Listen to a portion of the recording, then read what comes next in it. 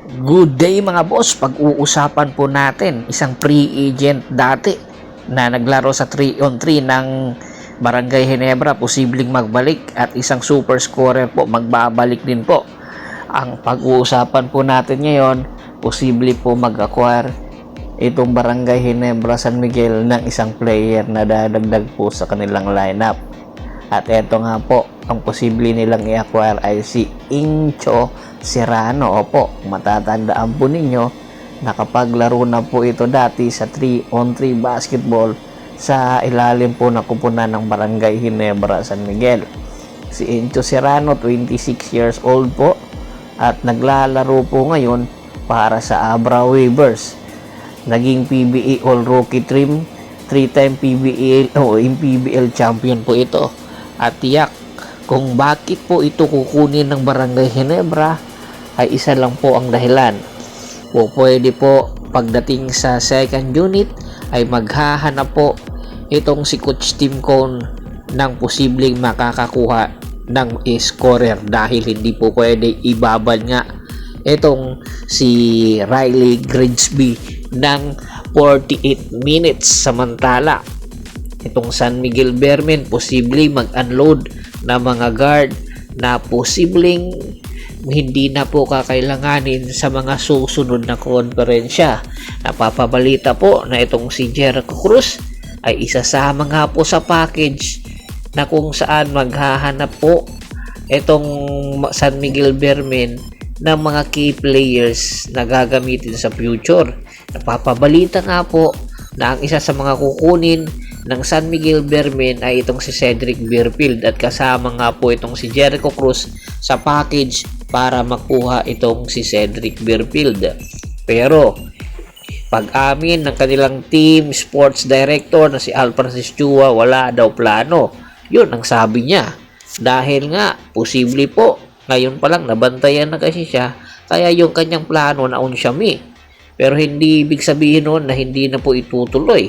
Sasayangin ba ng San Miguel itong si Cedric Beerfield at makakapalit lang itong si Jericho Cruz? Samantala isa pa po na player na posible po i-acquire ng San Miguel Bearmen pagdadagdag po sa kanilang lineup ay itong si Roosevelt Adams na nasa free agent market. Opo, ito ngayon si Roosevelt Adams ay huling nakapaglaro sa Japan, at ang merong hawat sa kanya na rights dahil nga hindi ito pumirma ng contract extension ay ang Terra Firma Jeep. Hindi lang ibig sabihin nun na ang Terra Firma Jeep ay posible rin po na pwedeng pakawalan nila, gamitin nila ang kanilang rights at i-trade nga itong si Roosevelt Adams papunta ng San Miguel Bearmen. At take note ha, hindi lang po ang San Miguel Bearmen ang nagkaka-interest nga dito kay Roosevelt Adams, including na po ang Barangay Ginebra San Miguel. Isa sa mga kadalanan dahil nga sa height na itong 6'5" ni Roosevelt Adams at high flyer, at the same time shooter, kaya nagkaka-interest nga itong si Tim Cone at itong si Leo Austria.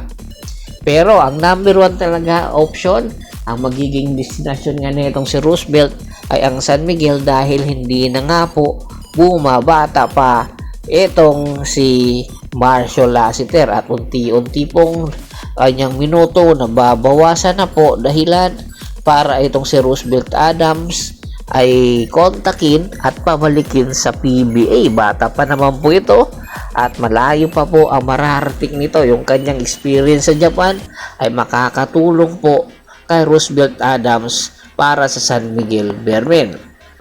At isa pa po sa posibleng idagdag ng San Miguel Bearmen ay itong si Chris Banquero.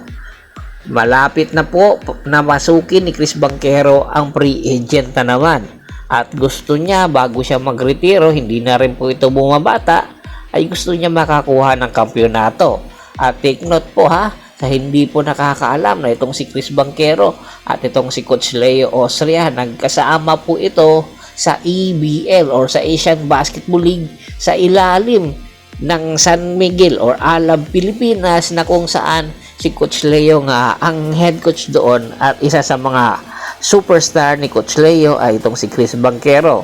Kaya kung meron man alam gamitin na player or coach itong si Chris Banquero ay itong si Coach Leo Osoya. Kaya hindi kataka-taka na ang dalawang ito ay may connection pa rin kahit matagal na po itong si Chris Banquero sa Meralco. Kaya hoping po na pagdating ng kanyang pre-agent mark o pre-agency ay itong si Banquero, pipiliin ang magiging destinasyon ay ang San Miguel Bermen. Kaya asahan po natin na ang mga itong nasabing mga rumors ngayon posible po mangyari, hindi man ngayon or sa mga susunod na konferensya posible na po ito dahil na rin po sa dami ng mga player na papasukin ng free agent at may mga bagong rookies na parating.